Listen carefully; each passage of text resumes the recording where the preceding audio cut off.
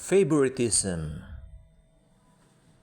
paboritismo, isang word na very negative, especially sa isang family. Kung merong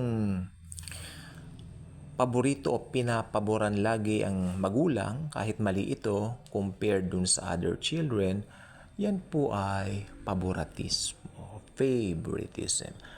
Hindi po maganda yon. Ngayon may instance sa buhay ko na dumating, bata pa po ako noon. At ipagmamalaki ko na hindi pa ako nakakakilala sa Lord noon. Hindi ko pa kilala si Jesus noon. Ang alam ko lang, yes, si Jesus pinako sa krus, meron kaming mga Bible sa bahay, meron kaming nakapako na Jesus sa krus, tapos alam po ba ninyo yung picture ni Jesus na yan ang panakot sa akin dati ng mami ko nung maliit ako. Hala ka, huwag kang magulo. Tignan mo yung picture na yan. Kahit saan ka pumunta, nakatingin sa'yo. Alam po ba ninyo, I was 4 or ganyan, 5. Sinubukan ko po eh.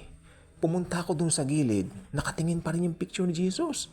Pumunta ako dito, nakatingin pa rin sa akin yung picture. Kaya natatakot ako. Hindi ko pa kilala ang Panginoon noon. Hindi ko pa kilala si Jesus noon. Yung picture niyan po, very popular. Kung meron po kayong prayer book na gabay, meron pa rin po kami hanggang ngayon, nandiyan pa rin po, gabay ng manlalakbay o guide. Yun yung mukha na nakalagay doon eh. O yung sa amin po, iniilawan pa yun, may ilaw pa yun. So, natatakot ako. Ako nakatingin si Jesus. Parang takot akong gumawa ng baka pagka halimbawa sabi ubusin ko yung pagkain ko, pag hindi mo inubos yan magagalit si Jesus. Ayan, nakatingin sa'yo. Parang ganoon. I was brought that way, maliit pa ako. Pero alam niyo, sa paglipas ng panahon, nakakilala ang mga magulang ko sa Panginoong Hesukristo, yung totoong Jesus. Amen? So, nung wala pa ako sa Panginoon, bata pa po ako, meron akong hinihiling dati sa mga parents ko na hindi ako napagbigyan. Sabi ko kay Jesus, yung kaklase ko, Jesus, merong ganito. Ako wala. Siguro, Jesus, favorite mo siya. Ako, hindi mo ko favorite. Yun. Nagkaroon na ako ng issue kay Jesus, Hindi pa ako believer. Kapal ng mukha ko, po. Pero, sa totoo lang po, ibang-iba po talaga nung nakakilala ako kay Jesus. Kasi nung nakakilala po kay Jesus, nakilala ko ang grace niya, pinatawad ang kasalanan ko, alam ko, favorite ako ni Jesus. At kung mananampalataya ka ni Jesus, favorite ka ni Jesus. Sa buong mundo, ang daming tao, Pero sino ba ang pinaka-favorite ni Jesus na mga tao sa buong mundo? Yes, ang mga born-again Christians. Tayo po mga believers. Tayo ang favorite ni Jesus. Pantay-pantay po tayo. Alam po ninyo, as believers ni Jesus, meron po tayong mga kapatid sa Panginoon na umaasenso agad sa buhay, umaangat sila.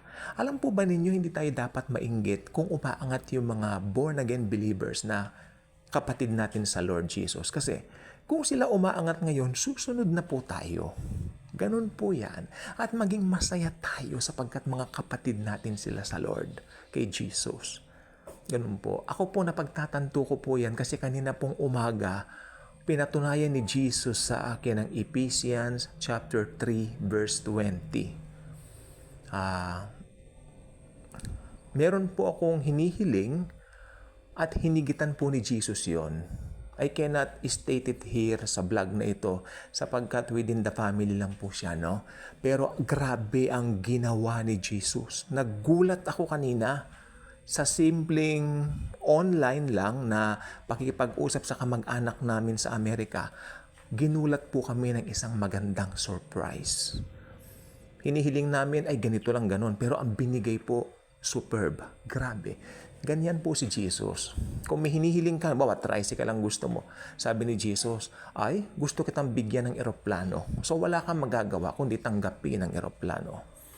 Tayong mga born-again Christians, tayo ang favorite ni Jesus among all the groups of people. Hiwalay po tayo sa mundo. Nandito tayo sa mundo, but in reality, hindi tayo taga-mundo. Kaya kung hindi ka pa nakasubscribe sa ating channel, I invite you to do so. Click mo ang notification bell, share this video, share the love of Jesus. And as always and forever, Jesus, the person of grace, truly loves us all.